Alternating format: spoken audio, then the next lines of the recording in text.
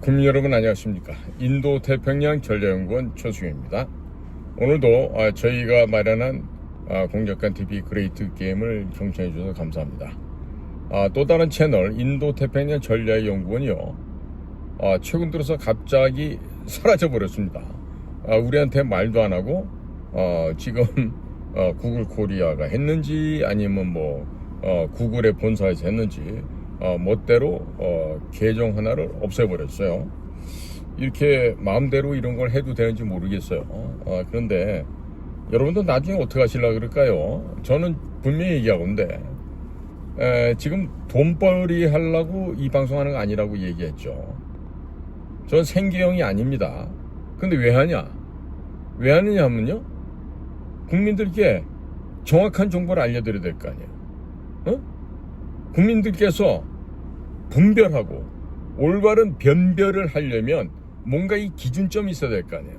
그러면 이 기준점을 확보하는데 저라도 제가 부지런히 찾은 정보를 가지고 국민 여러분들께 알려드려야 여러분들이 보시고 아이고 그렇구나, 이 사건은 이렇게 되는 거구나, 이런 판별을 하실 거 아니겠어요?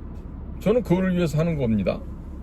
자, 그런데 말이에요, 지금 유튜버를 하면서 정말 그 우파 진영에서 쓸데없이 남의 험담하고 남말에 꼬투리 잡고 이러는 유튜버들이 있는 모양이에요.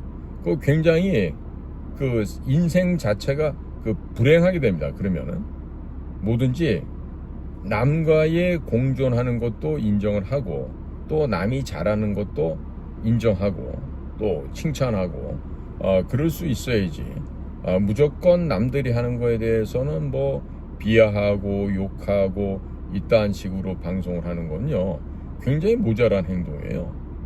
더더군다나 나이를 먹어가면서 늘 보면 그 스스로가 갖고 있는 열등감 있는 애들이 있다고. 근데 그게 열등감이 딴 데서는 폼을 잡아. 근데 자기보다 잘난 놈들 한두 군데 그룹들 앞에만 서면은 괜히 쪽팔려 하고 기죽고 열등감 느끼는, 이런 게 지금 나이 먹어가면서도 그런 사람도 있어요. 나이가 70인데 말이야, 나이가 70이 넘었는데 아직도 고등학교 대학교 얘기를 해. 그러면 곤란한 거예요, 그거는. 자, 지금 제가 최근에 발견한 한 재미 코리안 아메리칸으로 추측되어집니다. 추측이라 그랬어요. 맞는 게 아니에요. 그런데 이분이 이름은 진 커밍스인데 굉장히 지적 능력이 타고나신 분 같아요. 정치 뉴스 연구 분석을 해오셨던 분이고 예전에는 발행인도 하셨던 분인 것 같아요. 그러니까 이분이 지금 그 글을 쓰는 내용들을 보면요, 예사롭지가 않습니다. 예사롭지가 않고 이분의 이런 이야기들과 이런 이분의 그 분석 내용을 우리 국민들께도 좀 전달해 드리는 게 좋을 것 같아요. 그래서 오늘도 제가 한 편을 갖고 왔어요. 딴 게 아니라 트럼프 전략에서 한국이 배제되어 버린 이유입니다. 따라서 요즘 전시작전 통제권 환수라 해서 환수, 이 환수라는 건 말도 꺼내면 안 돼요. 왜 안 되는지 제가 좀 쭉 설명을 드리겠습니다. 자, 지금 트럼프 대통령은 지금 이 순간에도 G7, 나토, 중동, 인도 태평양, 아프리카 이르기까지 전 세계 주요 국가들과의 전략 동맹 체결을 사실상 마무리 단계에 이르렀어요. 오늘은 아프리카 지도자들과의 회담을 갖고 트럼프는 기존의 USAID 현금 지원을 폐지하고 무역과 투자 중심의 전략으로 전환해서 아프리카 국가들이 스스로 자립할 수 있는 기반을 마련해주면서 동맹을 강화시켰어요. 굉장히 현실적인 대통령이죠. 또한 필리핀과 캐나다 간의 방위협정도 사실상 체결 직전이고, 대만 또한 유사한 수준의 군사협력이 진척 중에 있습니다. 이로써 중국, 러시아, 북한은 완전히 고립되게 되었고 이 3개 국가를 제외한 지구상의 모든 주요 세력이 미국 중심의 글로벌 재편에 결속되게 되었습니다. 이는 단순한 외교가 아니라 군사, 정보, 경제, 에너지, 공급망까지 포함된 전면적인 포위 전략이라고 할 수 있겠습니다. 오늘 CNN은 차이니즈 뉴스 네트워크죠. 이 CNN은 트럼프가 우크라이나를 침공하면 모스크바를, 대만을 침공하면 베이징을 폭격하겠다고 경고했던 육성 녹음을 폭로했습니다. 사실 이 발언은 트럼프가 과거부터 자주 해오던 말이었습니다. 그러나 지금 중요한 것은 이러한 발언들이 공개된 것이 중요한 게 아닙니다. 트럼프가 계획하고 있는 중국 공산당 제거 전략이 실제로 현실화되어 가고 있다는 점입니다. 전 세계는 이미 트럼프 중심의 새로운 질서로 재편되었고 러시아, 중국, 북한은 완벽하게 포위를 당한 상태입니다. 지금 이 순간 그들 중 단 하나라도, 단 한 발짝이라도 앞으로 나오게 되면 트럼프는 즉각 타격해서 괴멸할 것입니다. 그 어떤 유예도 없고 그 어떤 경고도 더 이상 주어지지 않을 것입니다.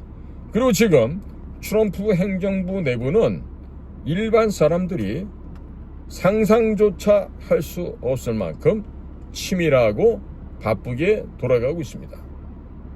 자, 그렇다면 한국은 뭘까요?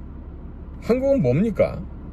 이런 흐름 속에서 트럼프의 한국에 대한 시각을 읽을 수 있어야만 합니다. 트럼프가 한국에게 침묵 가운데 보내고 있는 경고가 있습니다.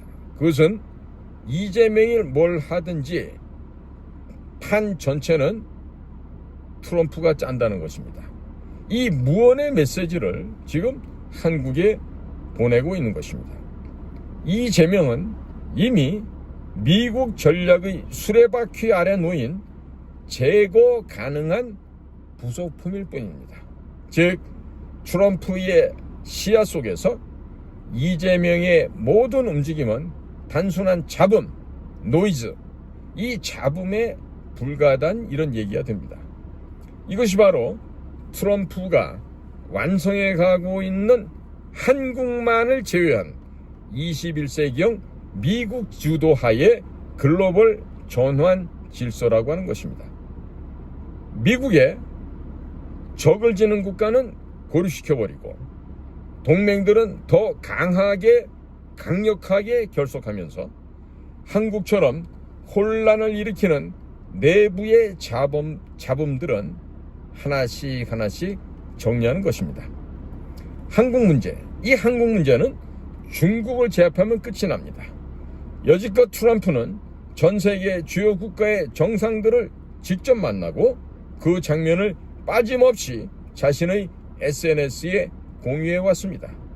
그런데 그 와중에 단 한 번도 한국이나 이재명에 대해 공식적으로 언급한 적이 없습니다.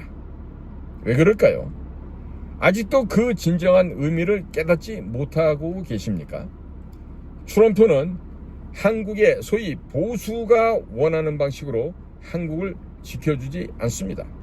트럼프는 그의 방식으로 한국을 지키는 것입니다. 즉 주도권은 트럼프에게 있고 그 전략의 방향도 역시 미국이 정한다는 뜻이 되겠습니다.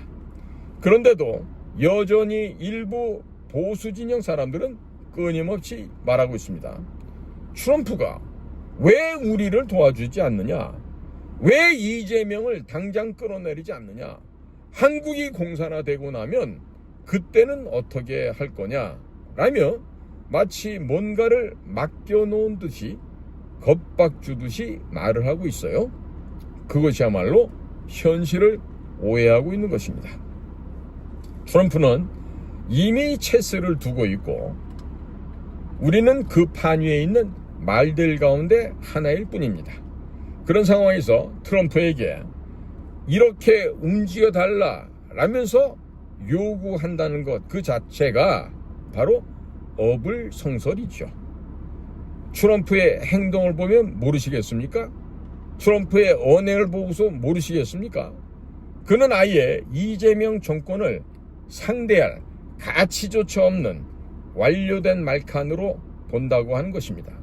이재명은 그냥 미국 영향권 내에 있는 고정되어 있는 체스의 말일 뿐이고, 이재명이 지금 날뛰고 있던 말든 그는 이미 미국 소나기 안에 들어있는 쥐라는 얘기입니다. 심지어 트럼프가 한국과 이재명 이름을 공식적으로 직접 발언해 주기를 그토록 기다렸습니다만, 며칠 전 처음으로 딱 한 번 공식적으로 이재명의 이름을 거론하였습니다.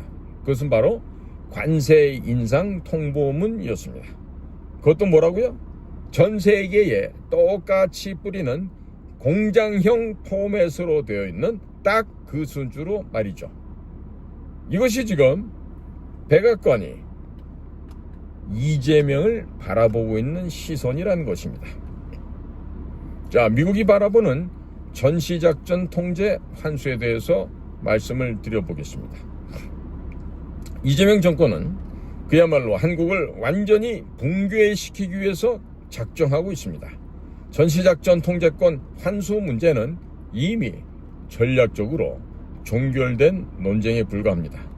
이것으로 관세 협상을 하겠다는 현실 감각조차 없는 이재명 정부를 보면서 개탄하지 않을 수가 없습니다.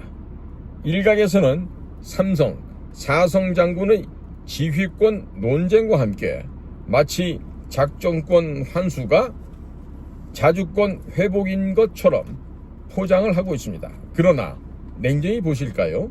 그것은 미국의 군사 현실을 오해하거나 국민 정서를 자극하기 위한 정치적 선전에 지나지 않는 것입니다.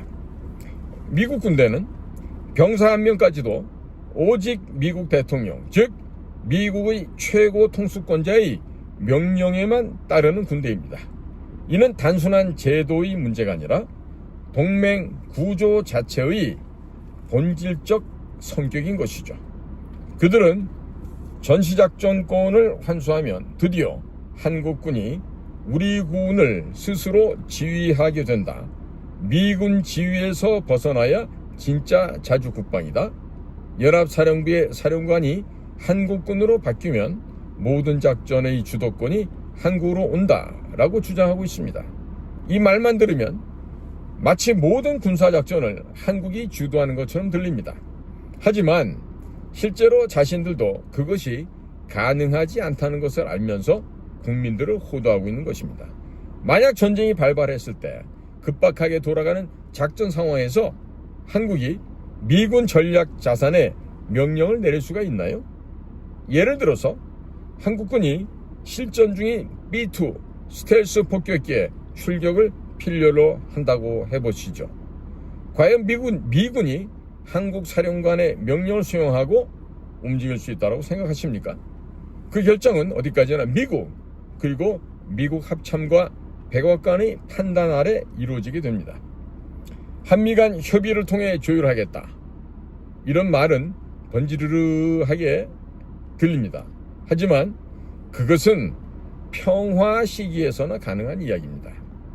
전시에 미사일이 쏟아지고 통신망이 교란되며 상황이 수분 단위로 급변하는 현실 속에서 그런 협의와 조율이 실제로 작동할 수 있을 것이라고 믿는다면 그것이야말로 가장 위험한 착각이 될 것입니다.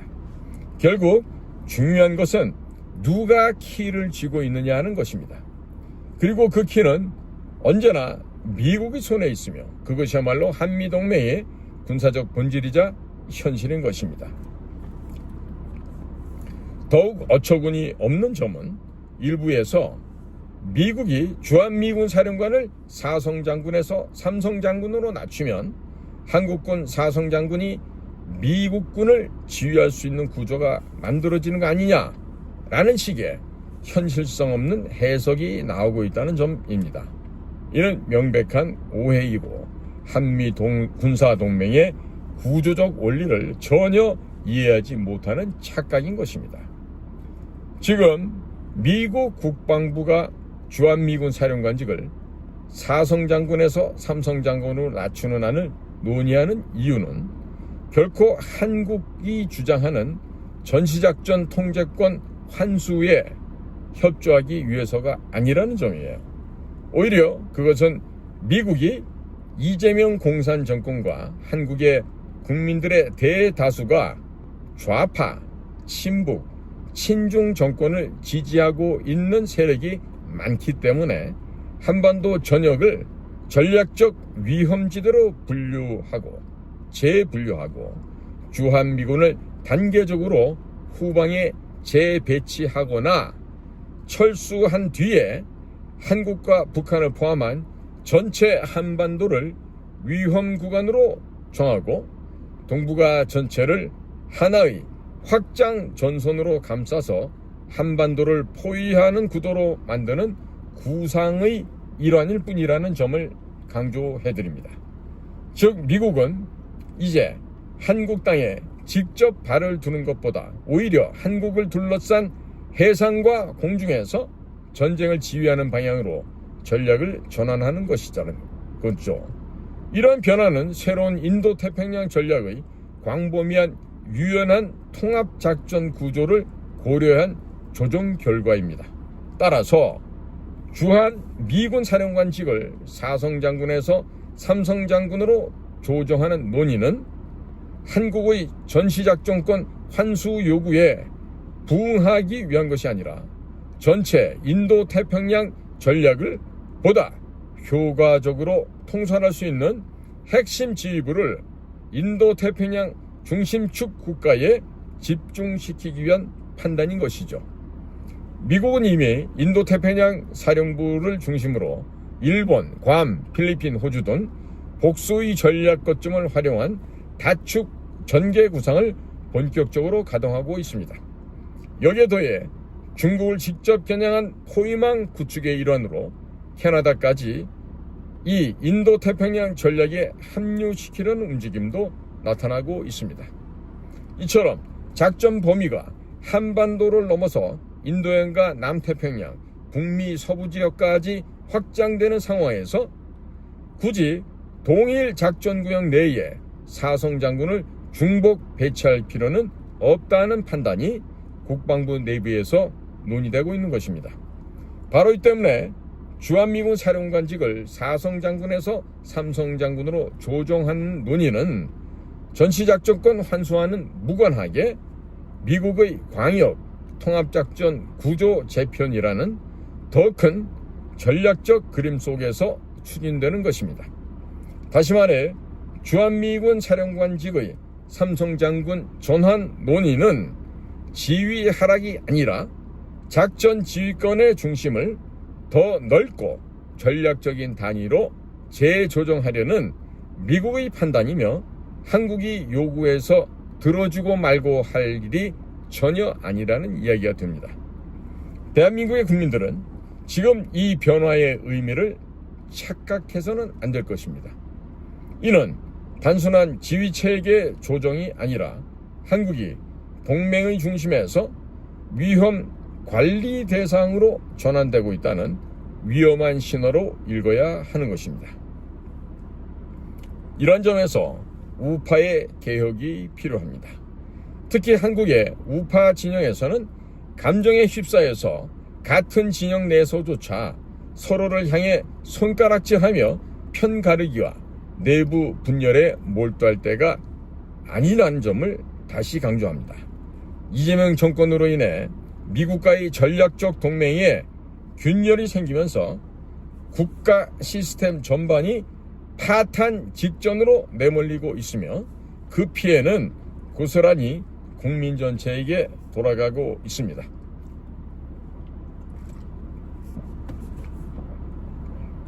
한 가지 분명히 알아야 하는 점이 있습니다. 미국은 한국에서 대규모 유혈 사태나 군부 쿠데타 같은 심각한 국가 위기가 발생하지 않는 이상 절대 먼저 나서서 한국 내 정권을 대신 교체해주지 않는다는 점입니다. 이재명 개인의 범죄를 조사하고 부정선거를 조사하고 경제 안보 분야에서 전략적 압박을 가하는 것은 미국의 국가 이익과 동맹 관리에 따른 별개의 판단일 뿐 한국 내부의 정치 문제를 직접 해결해 주겠다는 뜻은 아닌 것입니다. 따라서 지금 한국의 보수 진영은 더 이상 미국의 개인만을 기대하며 시간을 흘려보낼 것이 아니라 스스로 리더십을 정비하고 이재명 정권의 탄핵과 퇴진에 정치적 역량을 집중해야 합니다. 지금 필요한 것은 미국의 개입이 아니라 내부의 의지와 결단입니다. 트럼프가 지금 이재명 정부를 손대지 않고 있는 진정한 이유는 한국의 우파 진영이 붕괴되어 여러 갈래로 분열되어 있기 때문입니다. 미국은 이렇게 우파 진영에 여러 명으로 갈라졌을 때 절대 한 사람을 지목해서 그를 리더로 지지해주지 않습니다. 보수 진영의 리더는 대한민국 보수 진영에서 정해야 할 일입니다. 현재 한국의 우파가 서로 자신이 지지하는 사람이 옳다면서 내부에서 싸움을 벌이고 갈라져 있기 때문에 미국은 한 발짝도 움직이지 않는 것입니다. 이것은 전적으로 한국 우파의 책임입니다. 지금 자신이 지지하는 정치인과 함께 트럼프를 찾아가 도움을 요청한다 하더라도 트럼프는 들어주지 않을 것입니다. 왜냐하면 우파 내부가 여전히 분열되어 있기 때문입니다. 미국이 특정 정치인과 그 세력을 지지하는 순간 한국 보수는 완전히 붕괴되고 그때는 한국이 스스로 일어설 자생력을 완전히 잃어버리게 됩니다. 한국에 대한 버튼은 애초에 미국, 정확히는 트럼프 손에 있습니다. 그러나 그 버튼을 누르려고 한다면 그러한 명목과 대안이 있어야만 합니다. 명목은 차고도 넘칩니다.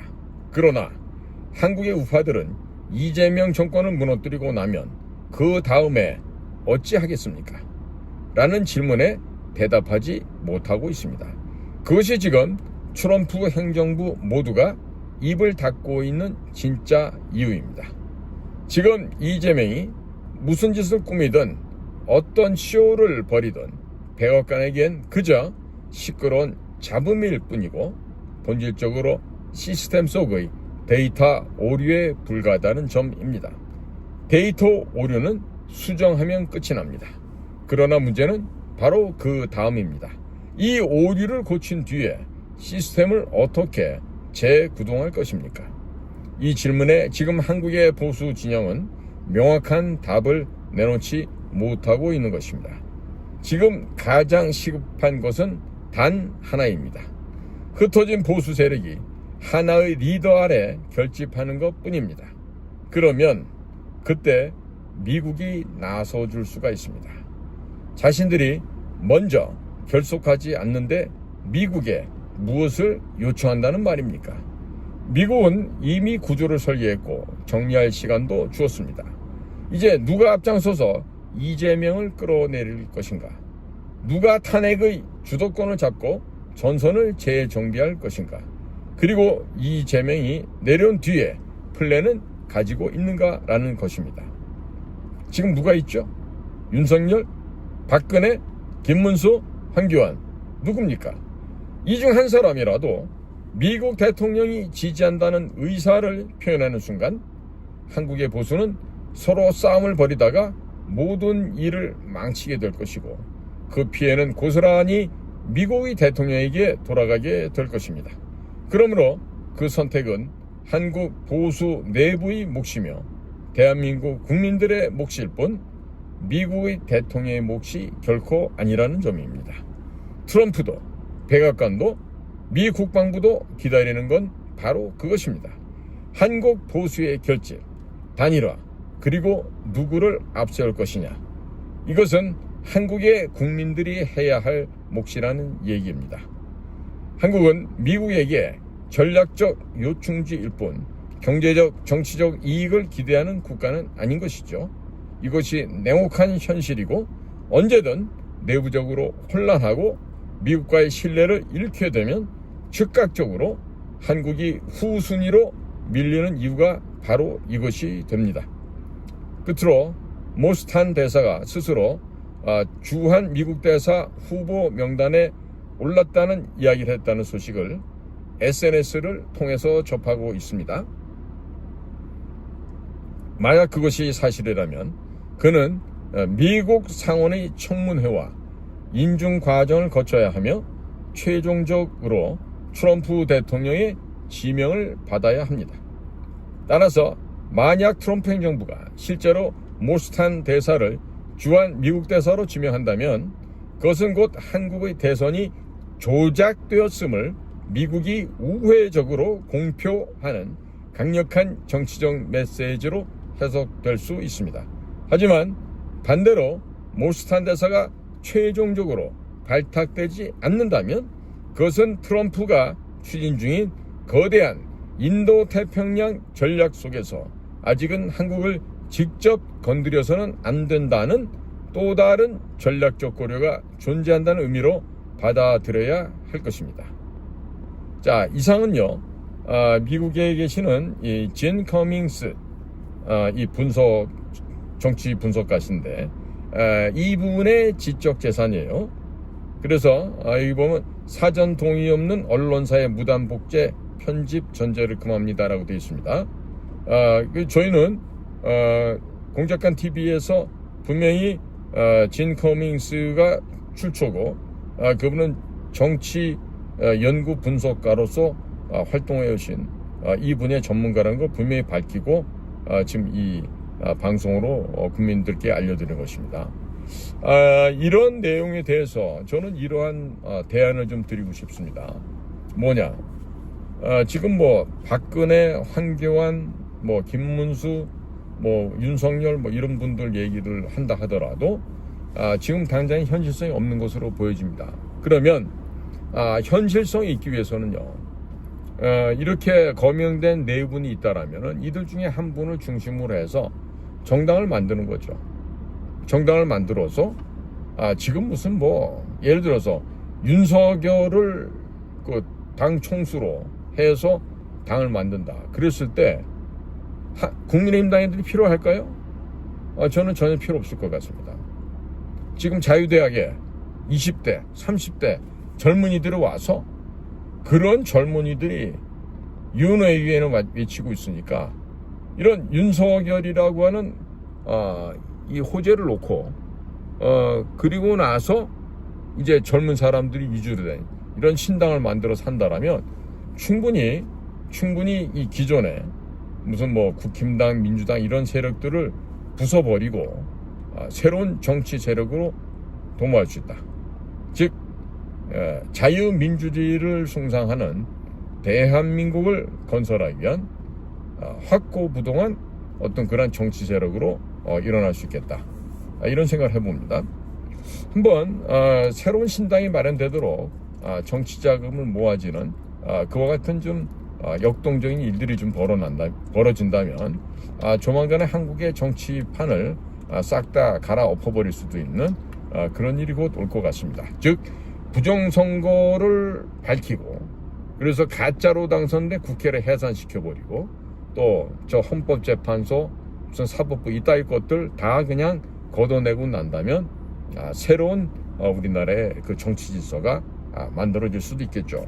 자, 국민 여러분, 실망만 하고 한숨만 쉬고 분통만 터뜨리지 마세요. 누가 알겠습니까? 저에게 누가 한 5조, 10조 정도 돈을 주고 언론사도 사고 정당도 새로 만들어라, 이런 요청을 한다면 제가 기꺼이 만들죠. 자, 오늘도 저희 방송을 경청해 주셔서 감사를 드립니다. 고맙습니다.